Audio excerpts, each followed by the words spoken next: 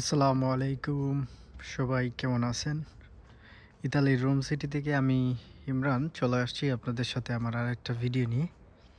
আর যেহেতু আপনারা ভিডিওর টাইটেল অলরেডি দেখে ফেলছেন, সো ক্লিক করছেন। যারা নতুন ক্লিক করছেন আজকের এই ভিডিওতে এবং আমার চ্যানেলে যদি আপনি নতুন হন দয়া করে সাবস্ক্রাইব করবেন। আর আজকে আমি আপনাদের সাথে বুলগেরিয়া নিয়ে আলোচনা করব। তো সাথেই থাকবেন। যারা পুরাতন সাবস্ক্রাইবার আমার আছেন এবং যারা নতুন আছেন দয়া করে ফুল ভিডিও দেখবেন, কিছু জিনিস বুঝতে পারবেন, জানতে পারবেন।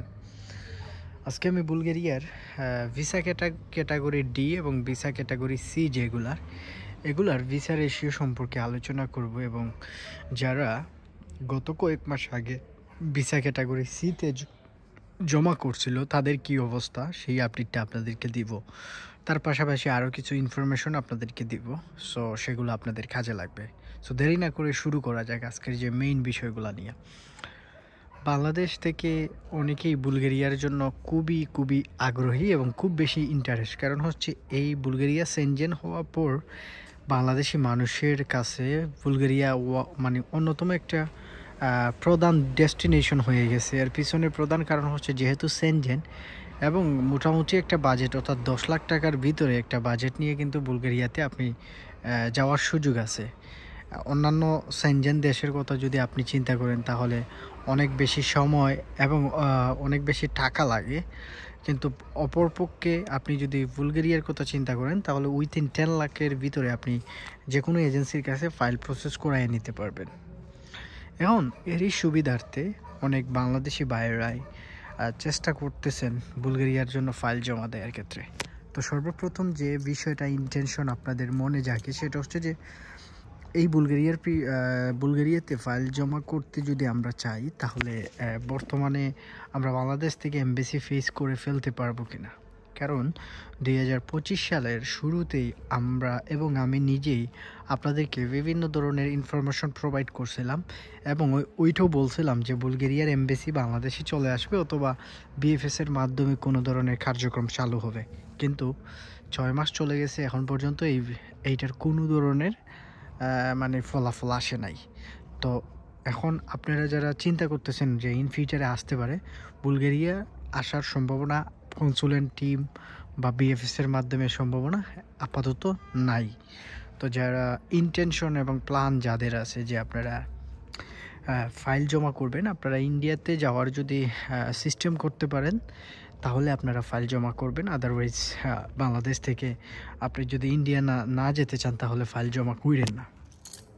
এখন আমাকে অনেকে প্রশ্ন করতে পারেন যে ভাই ইন্ডিয়ার ভিসা তো খুবই জটিল, তাহলে কেমনে কী করব, ফাইল জমা দিলে তো পরে আটকায়া যাব।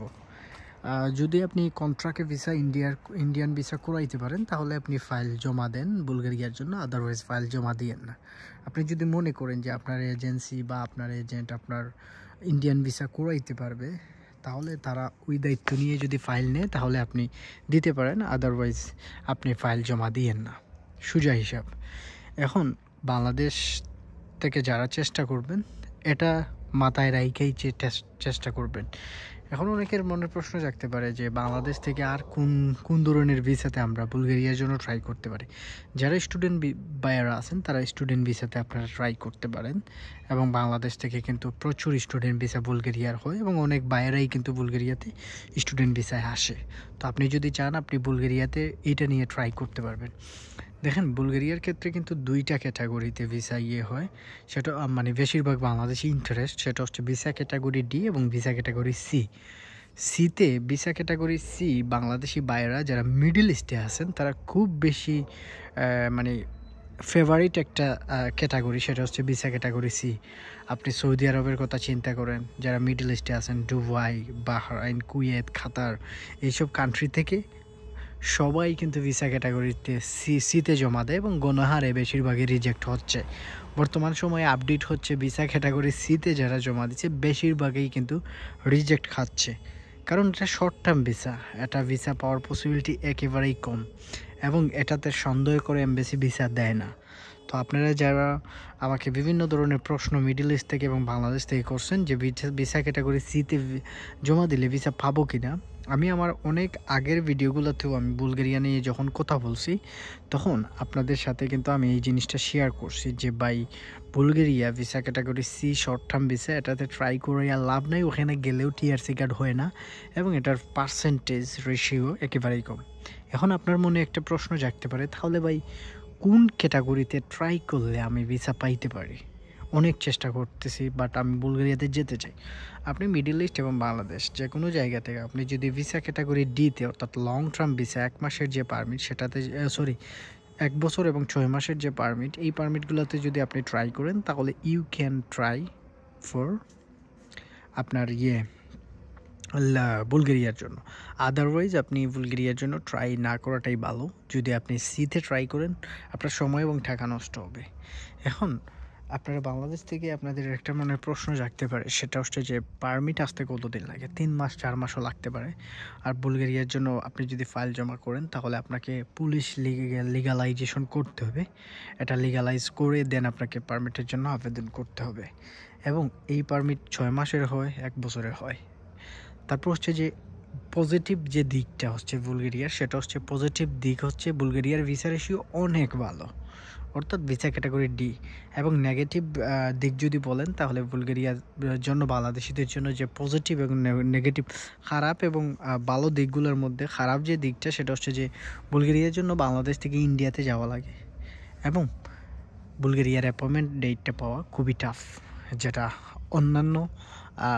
অন্যান্য দেশের যতটা ইজি বা যেমন সার্বিয়ার কথা যদি চিন্তা করেন, রোমানিয়ার কথা চিন্তা করেন, তাহলে বর্তমান সময়ে রোমানিয়ার অ্যাপয়েন্টমেন্ট অনেক ভাবে ম্যানেজ করা যায়, কিন্তু বুলগেরিয়ার অ্যাপয়েন্টমেন্টটা অনেক ঝামেলা। তো আশা করি এই জিনিসটা আপনারা বুঝতে পারছেন যারা আমাকে প্রশ্ন করছিলেন এবং আপনাদের প্রশ্নের উত্তরও আপনারা পেয়ে গেছেন। এখন আরেকটা কিছু সংখ্যক বাইরে আমাকে যে প্রশ্ন করছেন সেটা হচ্ছে যে ভাই বুলগেরিয়াতে স্যালারির রেঞ্জটা কত থাকতে পারে যেহেতু সেনজেন হয়ে গেছে। আপনারা ইতিমধ্যে জান বুলগেরিয়ার এবং টাকাকে কী বলে। দেখেন বুলগেরিয়ার টাকা কিন্তু আগে বুলগেরিয়ান লেব ছিল, কিন্তু রিসেন্টলি তারা বুলগেরিয়াতে ইউরো চালু হচ্ছে। তো আপনারা যারা এখন থেকে আপনারা ইউরোতে স্যালারি পাবেন, আগে কিন্তু বুলগেরিয়ান লেবে আপনারা স্যালারিটা পাইতেন। এটা স্বাভাবিক, একটা দেশ সেনজেন জোনে ঢুকে গেলে তারা ইউরো ব্যবহার করবেই স্বাভাবিক। তবে সব সেনজেন জোনের কান্ট্রি সব তারা ইউরো ব্যবহার করে না। তো আশা করি যেমন আপনি যদি পোল্যান্ডের কথা চিন্তা করেন তারা কিন্তু ইউরো ব্যবহার করে না, তাদের আলাদা একটা মানে কারেন্সি আছে, বুঝতে পারছেন? তো আশা করি এই জিনিসটা আপনারা বুঝতে পারছেন। কিন্তু অপরপক্ষে আপনি যদি ক্রোয়েশিয়ার কথা চিন্তা করেন, ক্রোয়েশিয়াতে ইউরো চলে। আগে কিন্তু ক্রোয়েশিয়ান ক্রুন নামে একটা কারেন্সি ছিল, কিন্তু বর্তমানে সেটা নাই। তারা এখন ইউরোতেই তারা স্বাচ্ছন্দ্য বোধ করে এবং তাদের কারেন্সি এখন ইউরো হয়ে গেছে। বুলগেরিয়াতে ভাই আপনি 600 ইউরো মতো স্যালারি পাইতে পারেন, 650-700 সর্বোচ্চ আপনি আশা রাখতে পারেন বুলগেরিয়ার ক্ষেত্রে। তো আশা করি এই জিনিসটা বুঝতে পারছেন। বুলগেরিয়াতে পিআর ফ্যাসিলিটিস বা ফ্যামিলি নিয়ে যাওয়া যায় কিনা, টিআরসি কার্ড পাওয়া যায় কিনা কাজের ভিসাতে গেলে এবং স্টুডেন্ট ভিসাতে গেলে, হ্যাঁ ডেফিনেটলি বুলগেরিয়াতে আপনি কাজের ভিসাতে এবং স্টুডেন্ট ভিসাতে গেলে আপনি পিআর পাবেন। পিআর পাওয়ার একটা সুযোগ আছে, আপনি যদি যান তাহলে আপনি ওখানে যদি বৈধভাবে থাকেন, কাজ করেন 5 ইয়ার্স, দেন আপনি পিআরের জন্য ট্রাই করতে পারবেন। টিআরসি কখন মিলে? টিআরসি কোম্পানি বলেন এবং স্টুডেন্ট ভিসাতে বলেন আপনি যাওয়ার পর টিআরসি কার্ড পাবেন এবং আপনার সেটা 1 মাস অথবা 2 মাসের ভিতরে আপনি পেতে পারেন। তো আশা করি এই জিনিসটা বুঝতে পারছেন। ভিসা ক্যাটাগরিতে সিতে গেলে আমরা টিআরসি কার্ড পাবো কিনা, মিডল ইস্ট থেকে পিআর পাবো কিনা, এই জিনিসটা প্রচুর কমেন্টে আসে এবং এই জিনিসটা অনেকে ইনবক্স করেন। মিডল ইস্ট থেকে আপনি ভিসা ক্যাটাগরি সি এবং বাংলাদেশ থেকে ভিসা ক্যাটাগরি সিতে যদি যান বুলগেরিয়াতে, আপনি টিআরসি কার্ড কখনোই পাবেন না। বাংলাদেশ থেকে আরও কিছু সংখ্যক ভাইদের প্রশ্ন জাগে বা আপনার মনেও যারা ভিডিও দেখতেছেন এখন স্টিল নাও, আমি জানি সবাই ভিডিও দেখতেছেন না, তবে কিছু ভাইয়েরা আছেন স্টিল দেখতেছেন। তো আপনাদের মনে একটা প্রশ্ন জাগতে পারে যে মনের যে প্রশ্নটা সেটা হতে পারে একটু লাগতেছে আর কি। তো বুলগেরিয়ার ক্ষেত্রে যে বিষয়গুলো আপনাদেরকে বললাম, হ্যাঁ যে টিআরসি যে বিষয়টা সিকেটা কনভার্ট করা যায় কিনা আমি ভুলে গেছিলাম। সেটা হচ্ছে যে আপনারা অনেকেই আমাকে একটা জিনিস প্রশ্ন করছিলেন, সেটা হচ্ছে যে ইমরান ভাই সিতে যাওয়ার পর আমার দালাল বলছে বা আমার এজেন্সি বলছে বা এলাকার বড় ভাই বলছেন, সেটা হচ্ছে যে আমি সি ক্যাটাগরিতে যদি আমি যাই, আমাকে যদি উনি ঢুকায় তাহলে আমাকে ওইটা কনভার্ট করে দিবে ভিসাকে, অর্থাৎ শর্ট টার্মের ভিসাকে লং টার্ম ভিসাতে কনভার্ট করবে। আসলেই কি আমি এটা করা সম্ভব? আসলেই এটা কি সত্যি বলতেছে নাকি ফেক বলতেছে? এটার একেবারেই 100% যে উত্তরটা এবং জেনুইন যে উত্তরটা সেটা হচ্ছে যে এটা কখনোই পসিবল না। সি ক্যাটাগরিকে আপনি ডিতে কনভার্ট কখনোই করতে পারবেন না।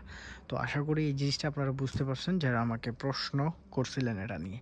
আপনারা যদি মনে করেন যে আপনি সিতে যাওয়ার মানে শর্ট টার্ম ভিসাতে বুলগেরিয়াতে যাওয়ার পর আপনার দালাল আপনাকে কাজের অন্য কাজে লাগিয়ে দিবে, এগুলো আপনি বোকার স্বর্গে বসবাস করছেন, এগুলো কখনোই বিশ্বাস করবেন না। আবারও রিকোয়েস্ট করবো যারা নতুন দয়া করে সাবস্ক্রাইব করবেন, ভিডিওটা ভালো লাগলে শেয়ার করতে পারেন। আরেকটা জিনিস হচ্ছে যে কাজের যে ভ্যাকেন্সি, বুলগেরিয়াতে অনেক ফ্যাক্টরি কাজ আছে, অনেক ওয়্যার হাউসের কাজ আছে, তারপর হচ্ছে অনেক রেস্টুরেন্টের কাজ আছে, হোটেলের কাজ আছে, তারপর হচ্ছে আপনার অনেক কনস্ট্রাকশন রিলেটেড কাজ আছে, তারপর হচ্ছে ইলেকট্রিশিয়ানদের অনেক কাজ আছে, পিৎজা ওয়ার্কারের অনেক চাহিদা আছে বুলগেরিয়াতে। তো আশা করি বুঝতে পারছেন যারা আমাকে এরা নিয়ে প্রশ্ন করছিলেন। তো এই ছিল বুলগেরিয়া নিয়ে আপনাদের সাথে কিছুক্ষণ আলোচনা করলাম। ইনশাল্লাহ পরবর্তীতে আপনাদেরকে আরও কিছু আপডেট দিব যখন আমি পাবো। সবাই ভালো থাকবেন, সুস্থ থাকবেন, বিদায় নিয়ে নিচ্ছি। আল্লাহ হাফেজ, আসসালামু আলাইকুম।